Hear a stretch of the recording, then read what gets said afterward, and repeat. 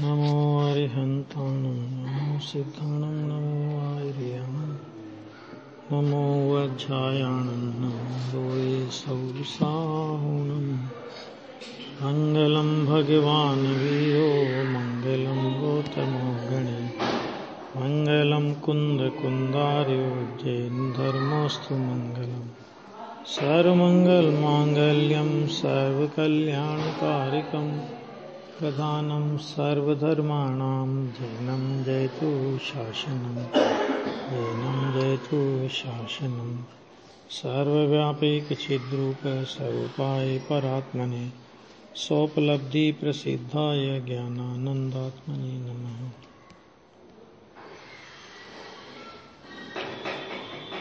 गाथा 234।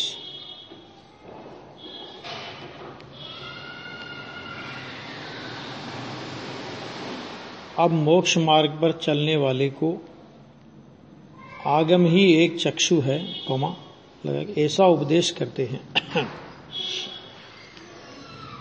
गाथा आगम चक्षु साहो इंद्रिय चक्षुणि सर्वभूतानि देवो हि चक्षु सिद्धा पुण्य सर्वदो चक्षु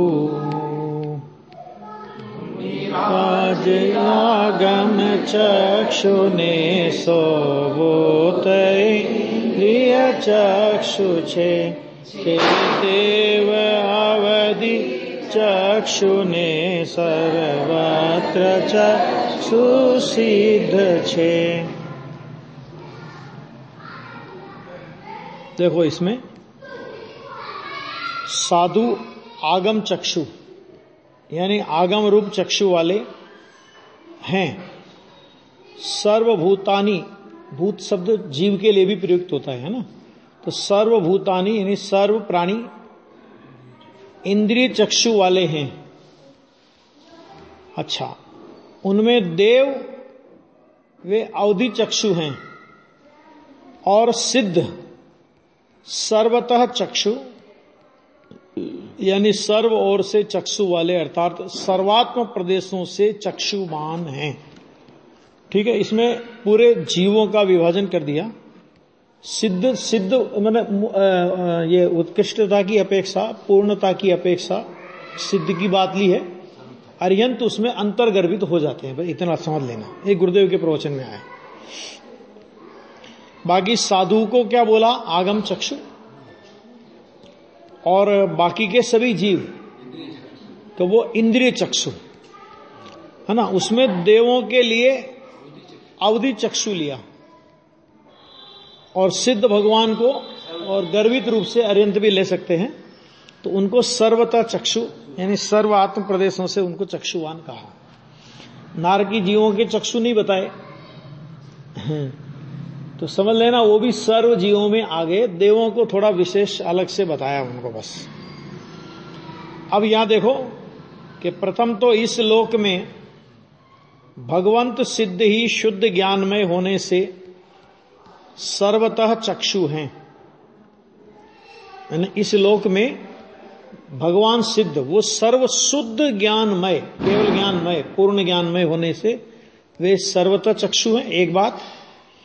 और शेष सभी भूत, भूत का मतलब एक अर्थ जीव भी होता है। भूत का मतलब ये नहीं मर के भूत हो गया वही भूत है, वो नहीं, सभी नात्यद्भुतम भुवन भूषण भूतनाथ है ना। तो भूत शब्द का अर्थ जीव भी होता है। मतलब कहने का मतलब ये कि शब्द म्लेच्छ कभी नहीं बनना चाहिए, एक शब्द के अनेक अर्थ होते हैं। तो यहां पे कहा शेष सभी भूत यानी जीव मूर्त द्रव्यों में ही उनकी दृष्टि लगने से, दृष्टि कहां लगती है उनकी? तो मूर्त द्रव्यों में। तो मूर्त द्रव्यों में दृष्टि लगने से वे इंद्रिय चक्षु हैं, क्योंकि इंद्रियों के द्वारा क्या जानने में आएगा कि इंद्रियों के द्वारा मात्र मूर्तिक पदार्थ ही जानने में आएगा, स्पर्श रस गंध वर्ण और शब्द। तो वो हो गए इंद्रिय चक्षु, माने वो इंद्रिय से जानने वाले हैं। अच्छा, देव सूक्ष्मत्व विशिष्ट मूर्त द्रव्यों को ग्रहण करते हैं। ये नारकियों में नहीं होगी ये विशेषता, तो इसलिए कहा कि देव सूक्ष्मत्व विशिष्ट मूर्त द्रव्यों को ग्रहण करते हैं, इसलिए वे अवधि चक्षु हैं।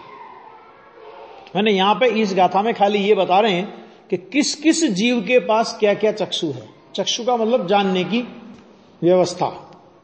अथवा वे भी, अच्छा एक ये तो लिखा विशिष्ट उनको ग्रहण करने के कारण अवधि चक्षु कहा, और फिर अथवा करके दूसरी बात कह दी कि अथवा वे भी मात्र रूपी द्रव्यों को देखते हैं, इसलिए उन्हें इंद्रिय चक्षु वालों से अलग न किया जाए तो इंद्रिय चक्षु ही हैं।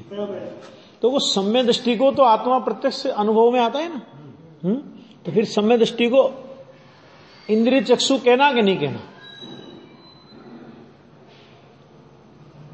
क्या कि देखो एक बात समझना कि वेदन प्रत्यक्ष है सम्य दृष्टि को, जो आत्मा होता है ना, तो वो वेदन प्रत्यक्ष है, प्रदेश प्रत्यक्ष कभी भी नहीं है, केवल यानी परमात्मा के अलावा, है ना। और यहां पर तो रूपी मैंने अपने वो ज्ञान के माध्यम से रूपी पदार्थों को जानता, अरूपी पदार्थों को कोई नहीं जानता। अरूपी धर्म द्रव्य को जानता है ज्ञान से, अधर्म द्रव्य को जानता है ज्ञान से, नहीं शास्त्र के आधार से जानता है, लेकिन सीधा धर्म द्रव्य और ज्ञान ऐसा कुछ है ना। हाँ, तो शास्त्र के माध्यम से जानना उसको प्रत्यक्ष जानना थोड़ी कहेंगे। तो प्रत्यक्षता जो है ना, वो रूपी द्रव्य की भी कहां प्रत्यक्षता है? वैसे देखा जाए तो परमाणु को कहां जानता है, लेकिन फिर भी स्कंदों को जानता है, तो वो बोल देते हैं उतना उतना, है ना। नहीं तो अरूपी द्रव्य तो, कोई भी अरूपी द्रव्य तो ज्ञान में जानने में आता ही नहीं इन संसारी जीव को, केवल ज्ञानी परमात्मा के अलावा, है ना। छोटे में भी वो नहीं आते, वो तो और बहुत है, बहुत बड़े स्कंद भी नहीं आते, महास्कंद वो कहां जानने में आता है। तो ऐसा वो तो स्थूल इंद्रिय गोचर जो स्कंद हो वो जानने में आ जाते हैं, बराबर है। तो ये कहा यहां पे, तो उनको भी इंद्रिय चक्षु ही कहा। अच्छा अब देखो कि इस प्रकार यह सभी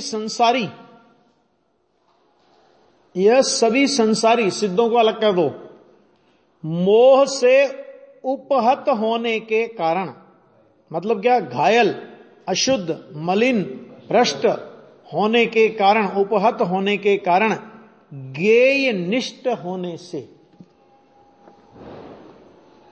आगे क्यों? क्योंकि जो मोह से घायल हैं वो ज्ञेय निष्ठ हैं। धर्मात्मा की बात छोड़ दो, वो ज्ञेय निष्ठ नहीं भी है, उनको अलग रख लो, तो कितने से हैं? वो तो उंगली पे गिनने लायक है ना। बहुभाग तो इन्हीं जीवों का है ना जो मोह से घायल हैं, तो उनके कारण वो ज्ञेय निष्ठ होने से ज्ञान निष्ठता का मूल जो शुद्धात्म तत्व का संवेदन, उससे साध्य माने सदने वाला ऐसा सर्वतः चक्षुपना उनके सिद्ध नहीं होता। यानी कहने का मतलब क्या है कि जहां तक मोह का कुछ भी अंकुर है, चलो सम्य दृष्टि है तो दर्शन मोह चला गया, लेकिन अभी जब तक छद्मस्त दशा है ना, तो चारित्र मोह है कि नहीं है, है ना, तो नहीं होता केवल ज्ञान। ये कह रहे हैं कि उनको सर्वतः चक्षुपना उनके सिद्ध नहीं होता, छद्मस्त दशा रहेगी तब तक। अब उस सर्वतः चक्षुपने की सिद्धि के लिए भगवंत श्रवण आगम चक्षु होते हैं। ये आगम चक्षु काहे के लिए होते हैं? कि मेरा कोई ज्ञान हो जाए शास्त्रों का और मैं दूसरों को बताऊं, फिर दूसरे लोग जाने के बहुत जानकारी है, ये कोई उद्देश्य नहीं होता, होना भी नहीं चाहिए।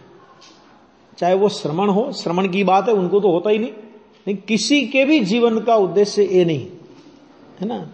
तो ये यहां पे कह रहे हैं कि सर्वतः चक्षु काय के लिए करते हैं? वो सर्वतः चक्षुपने की सिद्धि, माने केवल ज्ञान की सिद्धि के लिए। सर्वतः चक्षुपना कहो, केवल ज्ञान कहो, पूर्णता की प्राप्ति कहो, एक ही बात है।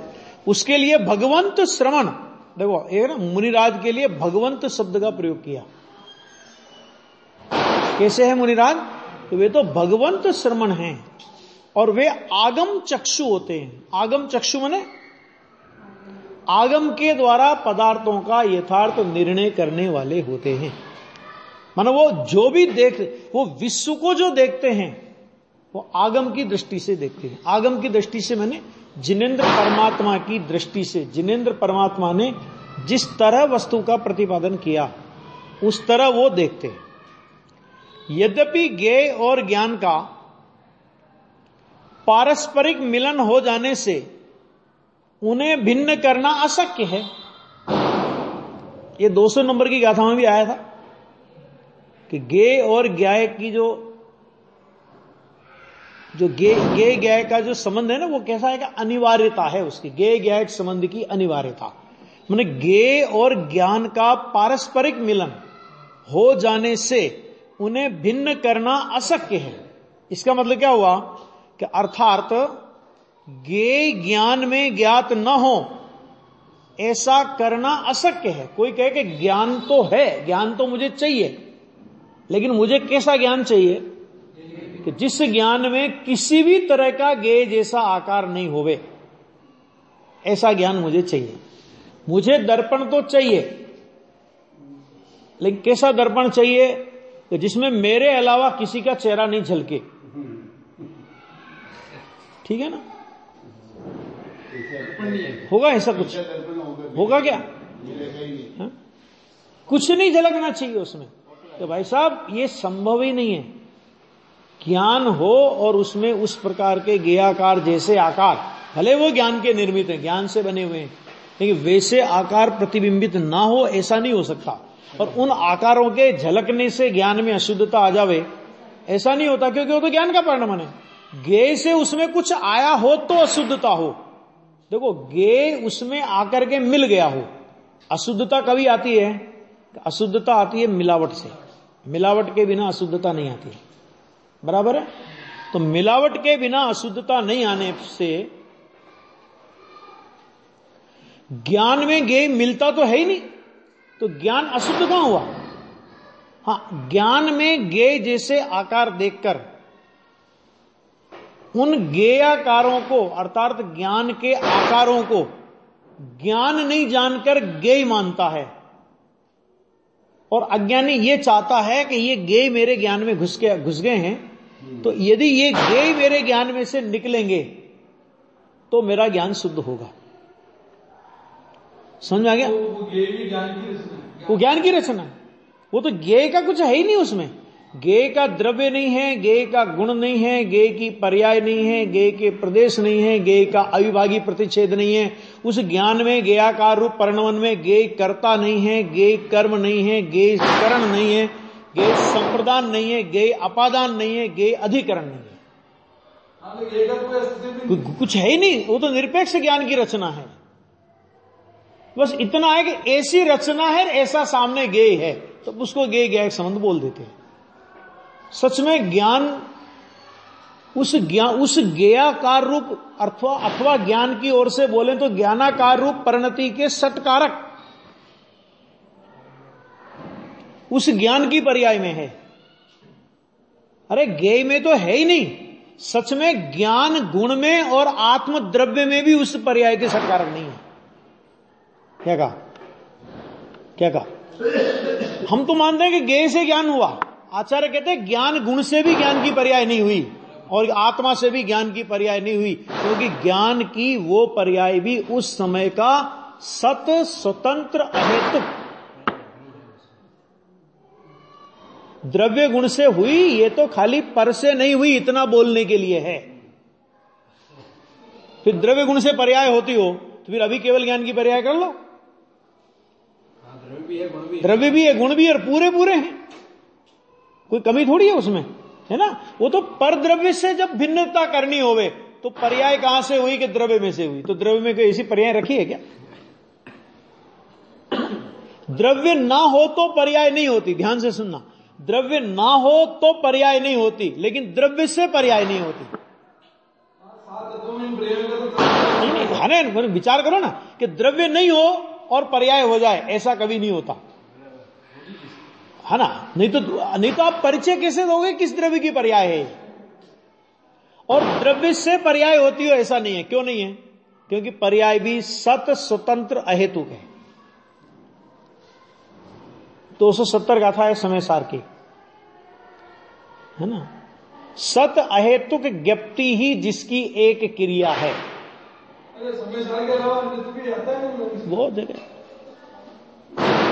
बहुत जगह मिलेगा, कषाय पाउड वगैरह तक में है ये उल्लेख। तो गुरुदेव ने निकाला, तो ऐसे थोड़ी, वो बहुत सोच समझ के उसमें अपने जो बापूजी की है ना, रामजी भाई की टीका है मोक्ष शास्त्र में, और जैन सिद्धांत प्रश्नोत्तर माला है उसमें, खास तौर से जैन सिद्धांत प्रश्नोत्तर माला, उसमें योग्यता के संबंध में बहुत सारे ग्रंथों के प्रमाण दिए उन्होंने। क्योंकि देखो क्या होता है कि एक वस्तु व्यवस्था में जब प्रमाण का द्रव्य सिद्ध करना हो, तो द्रव्य और गुण से पर्याय होती है, ये बोला जाएगा। क्योंकि पर से पर्याय नहीं होती, वहां केवल इतना उद्देश्य है कि अपने द्रव्य गुण पर्याय की मर्यादा से बाहर कोई पदार्थ नहीं जाता, है ना। लेकिन द्रव्य गुण और पर्याय में भी प्रत्येक स्वतंत्र है ना, माना उनकी स्वतंत्रता दो द्रव्यों जैसी स्वतंत्रता नहीं है। इसीलिए मैंने अभी इस शब्द का प्रयोग किया था, द्रव्य ना हो और पर्याय हो जाए, ऐसा कभी नहीं होता, क्योंकि दो द्रव्यों जैसी स्वतंत्रता नहीं है। और सर्वथा स्वतंत्रता ही नहीं होवे तो फिर जैसा द्रव्य है वैसी पर्याय होनी चाहिए। लेकिन द्रव्य से विपरीत पर्याय होती है। द्रव्य शुद्ध है, पर्याय अशुद्ध होती है। द्रव्य पूर्ण ज्ञान घन है, पर्याय में अक्षर के अनंतवें भाग ज्ञान का उगाड़ भी है कि नहीं। द्रव्य में और द्रव्य के किसी गुण में विकार करने की कोई क्षमता, कोई योग्यता नहीं होने पर भी पर्याय में विकार होता है। वो किस बात को बताता है? वो बताता है पर्याय की स्वतंत्र संरचना होती है ना। देखो ये क्या है कि ये जो दृष्टि है ना आचार्य भगवान की, कि ये अलग अलग है, किस एंगल से वो बात कर रहे हैं कि पर्याय की सत्ता स्वतंत्र सिद्ध करना है। माने पर्याय अपने सत्कारक से अपने जन्म क्षण में होती है। प्रवचन सार में आया ना, पर्याय अपने जन्म क्षण से होती है, अपनी चर्चा खूब हो चुकी है। तो अपने जन्म क्षण में वो जब होती है और वो स्वयं अस्ति है, तो उसको द्रव्य गुण की अपेक्षा क्यों हो? और जिसको किसी की अपेक्षा हो वो सत कैसे हो सकता है? एक समझने का बिंदु है बहुत जोरदार। तो यहां पे क्या कहा कि देखो मिलन हो जाने से उन्हें भिन्न करना अशक्य है, अर्थात ज्ञेय ज्ञान में ज्ञात न हो ऐसा करना अशक्य है, ये संभव नहीं है ना। और कोई करना चाहे, ज्ञेय को निकाल करके ज्ञान को शुद्ध करना चाहे तो ज्ञेय को नहीं निकालेगा, उसके साथ ज्ञान भी निकलेगा। चंद्रमा का दृष्टांत देते ना कि तालाब के अंदर सारा तारामंडल झलकता है, ठीक है। आकाश में जैसे चंद्रमा है, तारे हैं, ठीक वैसा का वैसा तारामंडल आकाश में झलकता है, ये पानी में झलकता है। आकाश में है और पानी में झलकता है। तो प्रश्न ये कि जो पानी में झलकता है वो तारामंडल काय से बना है? पानी से बना। उस पानी के तारामंडल में उस तारामंडल से क्या आया? वो तो बहुत दूर है, हजारों किलोमीटर दूर है ना। अब उसको छानो, पानी को निकालो, नहीं ये तारा निकालो, इसमें से गंदा हो गया पानी, तारा आ गया, चंद्रमा आ गया, ये आ गया, वो आ गया। अब जैसे हमने उसको हिलाया पानी को, तो हिलाया तो क्या दिखा? फिर वो खत्म हो गया। क्यों? क्योंकि था ही क्या वहां पे? पानी तो था वो, है ना। ये बिल्कुल ऐसी रचना है ये, ऐसा। तो उनको आप अशक्य कर नहीं सकते, और करने की कोशिश करोगे तो वो कहेंगे ज्ञान को मिटा दोगे, क्योंकि वो तो ज्ञान था। ये 14 भंग इसी के आए हैं। तथापि वे उस आगम चक्षु से स्वपर का विभाग करके, कौन करते मुनिराज? स्वपर का विभाग करते हैं आगम के द्वारा। माने ज्ञेय ज्ञाय को अलग तो आप नहीं कर सकते, ज्ञान में से ज्ञेयों के आकार को अलग नहीं किया जा सकता, ज्ञेय जैसे आकारों को अलग नहीं किया जा सकता, लेकिन उसमें जानना मात्र को आप उसमें उसका तिरोभूत और आविर्भाव तो कर सकते हो ना। भाई जैसे सब्जी में 15 गाथा में क्या उदाहरण दिया कि एक होता है सामान्य लवण और एक होता है विशेष लवण। तो सामान्य लवण का मतलब क्या कि लवण का लवण के द्वारा स्वाद आना, लवण का लवण के द्वारा स्वाद आना वो है सामान्य लवण। और लवण का स्वाद सब्जी के माध्यम से आना, तो अपन क्या बोलते हैं सब्जी खारी, सब्जी खारी होती कभी? दाल खारी हो गई, दाल खारी होती कभी? इतना सा खेल है कि सामान्य ज्ञान का आविर्भाव और विशेष ज्ञान का तिरोभाव। मैंने तिरोभाव तो कर सकते हो आप, ज्ञान में गेयाकारों का तिरोभाव तो कर सकते हो, मैंने उन्हें आप अपनी दृष्टि में से अदृश्य कर दो। ख्याल में है कि नहीं है कि ये तो हो सकता है कि दृष्टि में से अदृश्य कर दो, लेकिन ये नहीं हो सकता कि उस पर्याय में से अदृश्य कर दो। क्यों? क्योंकि उस पर्याय में वो है ही नहीं, वो तो ज्ञान की रचना है। इसलिए इन्होंने कहा कि ज्ञात न हो ऐसा करना अशक्य है, तथापि वे उस आगम चक्षु से स्वपर का विभाग करके, बस इतनी सी तो बात है, तास ज्ञान को कारण स्वपर विवेक बखानो, इतना करना है, स्वपर का विवेक कर लो, कुछ नहीं है। अपने आत्मा के अलावा विश्व में कोई अपना नहीं है। ये माने तो भी और नहीं माने तो भी, ये बात पक्की है। ठीक है, तो वो कह रहे कि तथा आगम चक्षु के द्वारा स्वपर का विभाग करके बंटवारा कर दिया बिल्कुल, ये स्व ये पर है ना, उपयोग में भी ये ज्ञानोपयोग ये स्व और ये रागादि भाव ये पर। तो ऐसे करके महामोह को जिसने भेद डाला है, इसका मतलब क्या हुआ कि महामोह कहां रहता था, महामोह कहां रहता था और कब तक रहता था? तो जब तक हम स्वपर का विभाग नहीं करते, माने स्वपर की एकता में महामोह रहता है। इसका मतलब ये हो गया ना कि स्वपर की एकता में महामोह रहता है और स्वपर का विभाग किया और महामोह का नाश हो जाता है। तथापि वे महामोह को जिनने भेद डाला है, ऐसे वर्तते हुए फिर क्या करते हुए कि परमात्मा को पाकर, कौन से परमात्मा को? भगवान महावीर स्वामी को। अपना जो परमात्मा है सर्वत्र चक्षु दशा को प्राप्त करके, अपनी परमात्मा स्वभाव को प्राप्त करके फिर क्या करते हैं वो कि सतत ज्ञान निष्ठ ही रहते हैं। पा लिया तो सतत ज्ञान निष्ठ रहते हैं।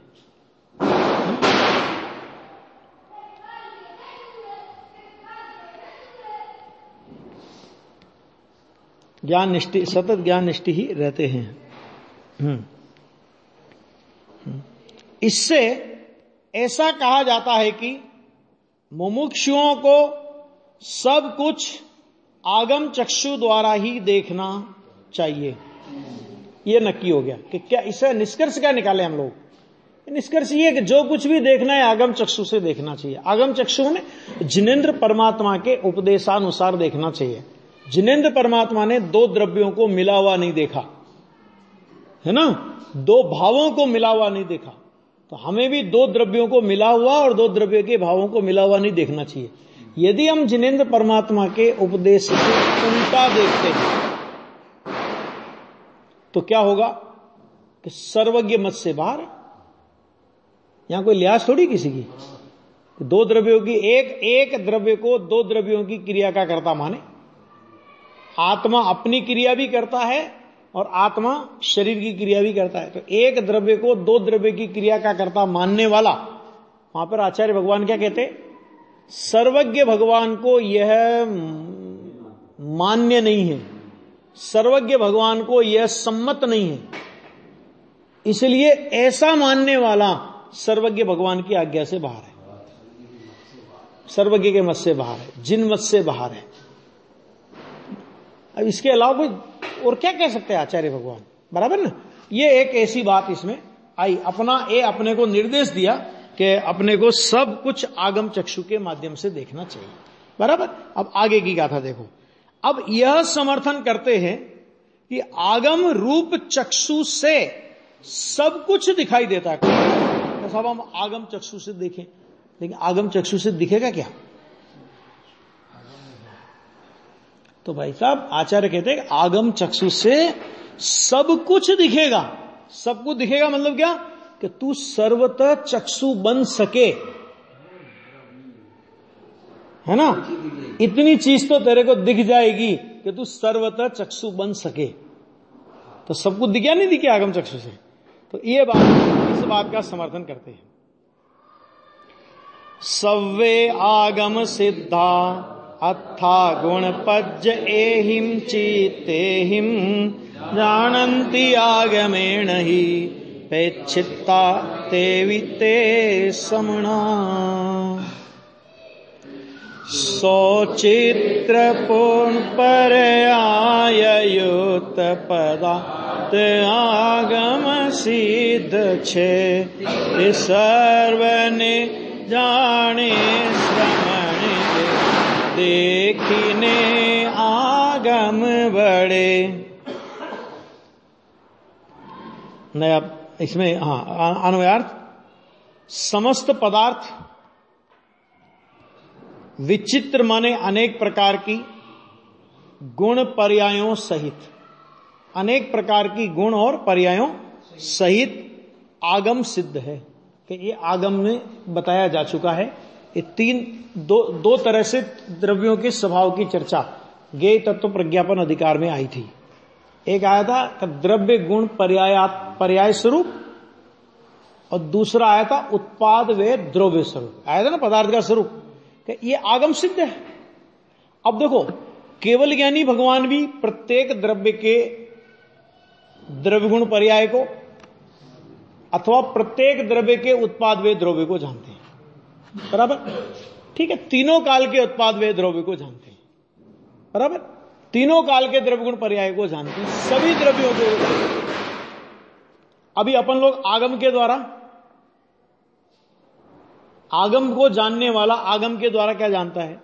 कि वो भी ये जानता है कि सभी पदार्थ द्रव्य गुण पर्याय स्वरूप है, सभी पदार्थ उत्पाद व द्रव्य स्वरूप है। हां, ये बात अलग है कि एक एक की डिटेल नहीं जानता। ठीक है, एक एक का विस्तार से एक एक का ब्यौरा नहीं जानता। कौन सी पर्याय किसके बाद क्या होगी वो नहीं जानता। ठीक है, लेकिन अनादि अनंत काल तक पर्यायों की धारा चलेगी। वो पर्यायों की धारा एक एक समय करके निरंतर परिणमन करेगी। जितने गुण हैं उतनी पर्याय होंगी। अनंत गुण हैं और ये अनंत द्रव्य हैं। केवली भगवान के केवल ज्ञान में भी इससे ज्यादा कुछ नहीं आता, और आगम ज्ञान से भी इतना ही जाना जाता है। अंतर रहा प्रत्यक्ष और परोक्ष का। ये इसमें लिखा है, अष्टशास्त्री में ये बात आई है, खाली कहने की बात नहीं है। कि श्रुत ज्ञान का जो विषय है, यानी आगम ज्ञान का, श्रुत ज्ञान का जो विषय है और केवल ज्ञान का जो विषय है, तो दोनों में कोई अंतर नहीं है। प्रत्यक्ष और परोक्ष का अंतर है। ठीक है, तो अपने को तो स्वाद से मतलब, अपने को प्रत्यक्ष परोक्ष से क्या मतलब? गुड़ की डली मुंह में डाली, एक अंधे आदमी ने डाली और एक आंख से देखते आदमी ने डाली, स्वाद में कुछ फर्क नहीं। तो फिर क्या हुआ कि उसने उस डली का आकार प्रकार नहीं देखा, उसने कलर नहीं देखा, और उनने कलर देख लिया। उनने कलर देख लिया और इनने कलर नहीं देखा। उनने आकार प्रकार देख लिया और इनने आकार प्रकार नहीं देखा। लेकिन प्रयोजन कलर देखने का था कि आकार देखने का था कि स्वाद लेने का था? बात पूरी हो गई ना? तो स्वाद लेने का प्रयोजन है। तो स्वाद तो जो मैंने जैसा स्वाद भगवान आत्मा का केवल ज्ञानी को आता है, वैसा ही स्वाद सम्यक दृष्टि, चाहे वो नरक में पड़ा हो, चाहे मेंढक हो, चाहे चिड़िया हो, स्वाद की जाति में कोई अंतर नहीं है। उनको वो स्वाद अनंत गुणा आता है, और इसके पास ये स्वाद अनंतवां भाग है। वैरायटी वही है।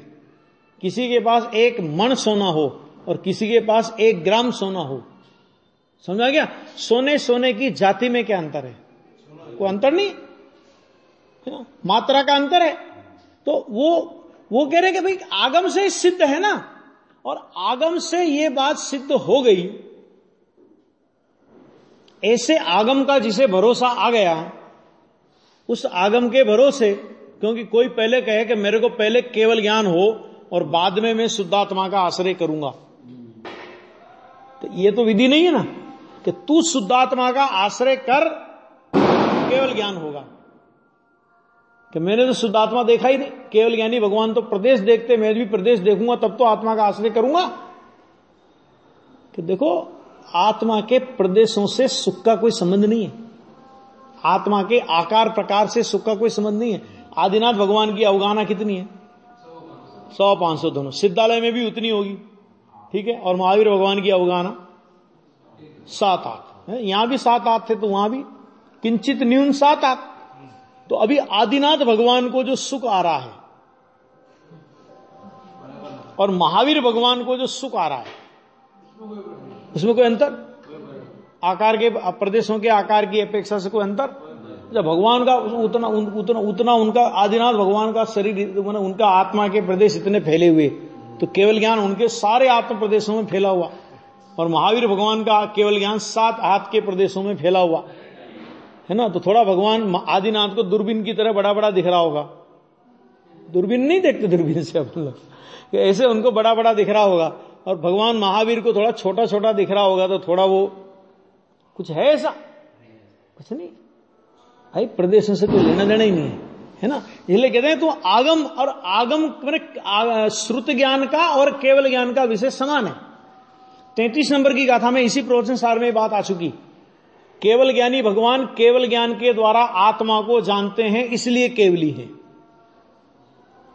बहुत सीधी परिभाषा दी, लोकालोक की बात ही नहीं की, क्योंकि लोकालोक तो बोनस है।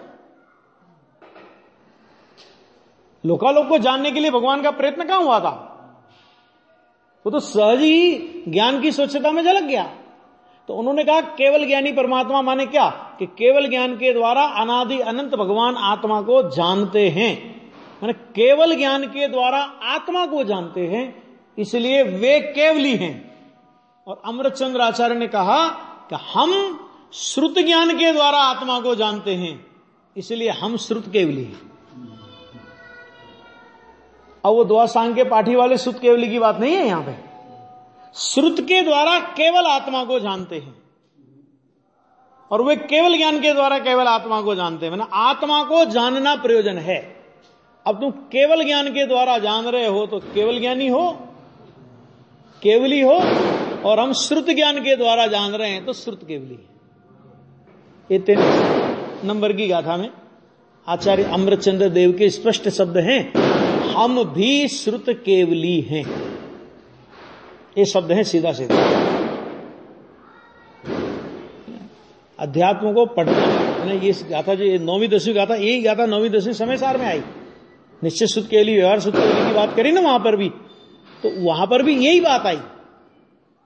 तो युगल जी साहब बोलते थे ऐसा कि इस 9वीं 10वीं गाथा का अर्थ सामान्य प्रज्ञा के वश का नहीं है। क्यों नहीं है?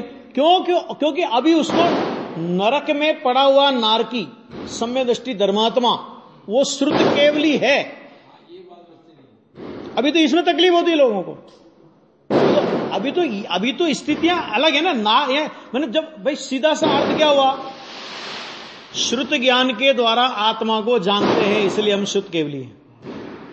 इसका मतलब क्या हुआ? कि केवल ज्ञानी के अलावा, अभी ध्यान से सुनना, कि केवल ज्ञानी के अलावा जितने भी सम्यक ज्ञानी कौन सी गति के कि चारों गति के, कि वे चारों गति के जो श्रुत ज्ञानी हैं वो श्रुत केवली हैं, निश्चय श्रुत केवली। अब ये बात गले कहां उतरे?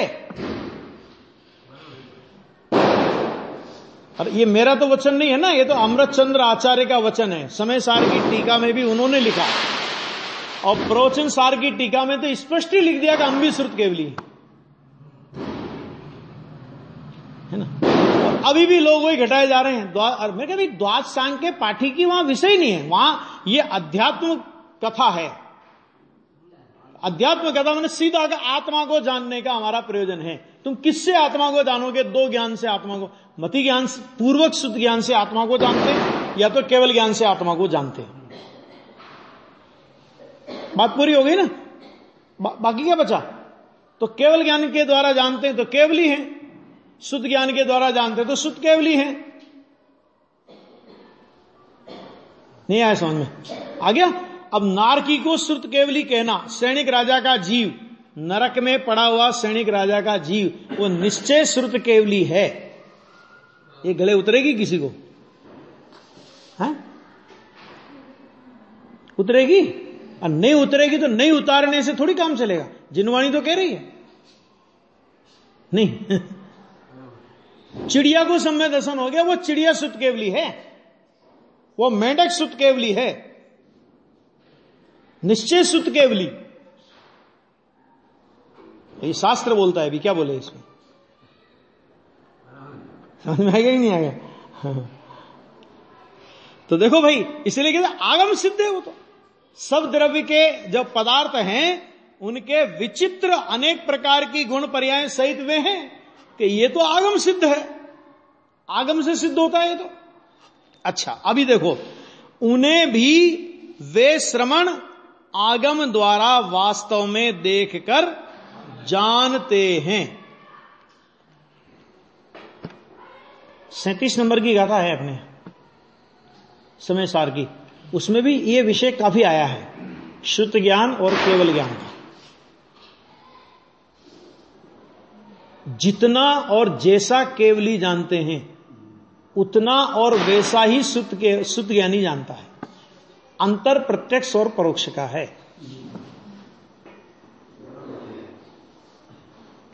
अच्छा देखो, एक बात और, एक और बहुत अच्छी बात, कि सारे विश्व को जाना और अपनी श्रुत ज्ञानी है तो अपनी आत्मा को तो जानता ही है, सम्यक शुद्ध ज्ञानी है ना, अपनी आत्मा को तो जानता ही है। सारे विश्व को जान करके क्या जानना है? आत्मा ही जानना है। नहीं, वो ठीक है, सारे विश्व, आत्मा को तो जान ही लिया, अभी सारे विश्व को जान करके, विश्व का एक एक अविभागी प्रतिच्छेद जान करके भी क्या जानना है? ये जानना है कि ये मैं नहीं हूं।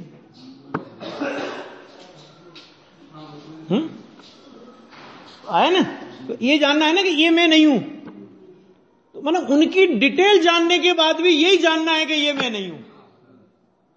और उनकी डिटेल नहीं जाने और सर्व द्रव्यों की ये व्यवस्था है, ये जान करके भी ये जाने कि ये मैं नहीं हूं, फिर अंतर क्या है? ये निर्णय करने से क्या होता है पता है? विशेष जानने की जो आकांक्षा होती है अपने को, तो उसका क्षोभ खत्म हो जाता है। और जान लूं, और जान लूं, और जान लूं, इसे भी जान लूं, उसे भी जान लूं, लेकिन ये जान करके जानना क्या है ये तो बता फिर बाद में, कि ये पर है तो उसकी डिटेल में काहे को जानता है? पहले से मान लेना कि ये पर है, खत्म हो गई बात।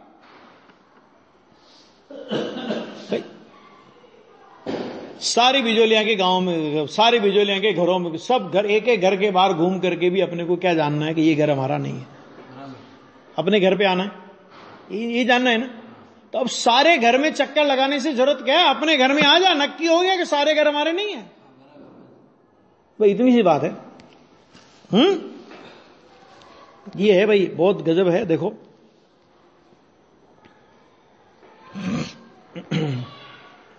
टीका देखो इसकी जरा। प्रथम तो आगम द्वारा सभी द्रव्य प्रमेय माने ज्ञेय होते हैं। सभी द्रव्य प्रमेय अर्थात ज्ञेय होते हैं। नहीं तो अपन धर्म द्रव्य है, अधर्म द्रव्य है, आकाश है, काल द्रव्य है, लोक प्रमाण असंख्यात काल द्रव्य है, किस द्रव्य के कितने प्रदेश हैं अपन ने तो देखे नहीं ना। और जिन आचार्य भगवानों ने लिखे शास्त्र, उनने भी नहीं देखे ये द्रव्य तो देखें। कुंद आचार्य ने तो देखे होंगे ना, धर्म द्रव्य, अधर्म द्रव्य, आकाश द्रव्य और काल द्रव्य। अरे गणधर ने देखे होंगे कि नहीं देखे होंगे? चलो बता दो कि गणधर ने भी नहीं देखे। अगर प्रत्यक्ष की बात करते हो तो गणधर ने भी नहीं देखे। गणधर भी इन द्रव्यों की स्वीकृति जिनेंद्र परमात्मा के केवल ज्ञान के द्वारा करते हैं। क्यों? क्योंकि गणधर को भी कौन सा ज्ञान है? श्रुत ज्ञान है। भाई अवधि और मन परे ज्ञान है तो रूपी पदार्थों को जानने में कारण बनता है, वो क्या काम का है ना? तो गणधर ने जो द्वादशांग की रचना की, और वो गणधर ने द्वादशांग की रचना की है, तो उसमें उन्होंने भी अरूपी द्रव्यों को ऐसे प्रत्यक्ष देखा है। उन्होंने भी आगम सर्वज्ञ परमात्मा की दिव्य ध्वनि द्वारा उन्हें देखा। आ गया?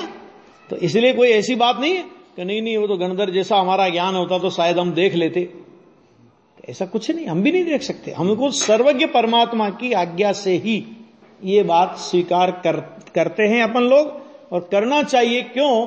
क्योंकि सर्वज्ञ परमात्मा के ज्ञान में कुछ भी छुपा हुआ नहीं है। और सर्वज्ञता का निर्णय, देखो, सर्वज्ञता का निर्णय हमें अपने स्वभाव के निर्णय होने पर हो सकता है, इतना है पक्का। इसलिए यहां पे कहा आगम द्वारा सभी द्रव्य प्रमेय माने ज्ञेय होते हैं, क्योंकि सर्व द्रव्य विस्पष्ट तर्कणा से अविरुद्ध हैं। अर्थात सर्व द्रव्य आगमानुसार जो विशेष तर्क, स्पष्ट तर्क, 6 द्रव्य क्यों होते हैं?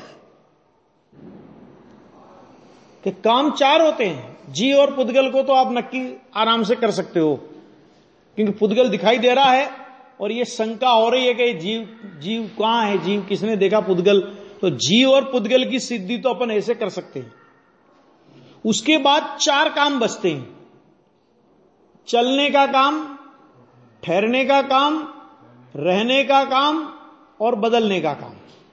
इसके अलावा 5वां कोई काम ढूंढ के लाओ जो इन 4 कार्यों में समाहित ना हो। आज नहीं, कल भी ला सकते, परसों भी ला सकते, कोई ऐसी बात नहीं। ठीक है, सोच लेना। और इन 4 कार्यों के अलावा अगर आपको 5वां काम मिले जो इन 4 में सम्मिलित नहीं हो सकता हो, तो फिर 7वें द्रव्य की खोज करेंगे अपन। जी और पुद्गल की सिद्धि हो गई। चलते हैं धर्म द्रव्य, ठहरते हैं अधर्म द्रव्य, रहते हैं आकाश द्रव्य, परिणमन करते हैं काल द्रव्य। 5वां कोई काम नहीं और 7वां कोई द्रव्य नहीं। स्पष्ट तर्कणा से ऐसे हो सकते हैं, है ना? तो ये कहते हैं, ये ज्ञात हो तर्क से, उसके साथ सर्व द्रव्य आगमानुसार जो विशिष्ट तर्क उसके साथ मेल वाले हैं, अर्थात वे आगमानुसार विस्पष्ट विचार से ज्ञात हों, ऐसे हैं। और आगम से वे द्रव्य विचित्र गुण पर्याय वाले प्रतीत होते हैं। कोई रूपी है, कोई अरूपी है, कोई जड़ है, कोई चेतन है ना? किसी के बहुत प्रदेश है, कोई एक प्रदेशी है, कोई कैसा है, कोई कैसा है। ये सब उसके विचित्र गुण पर्याय वाले प्रतीत होते हैं, क्योंकि आगम को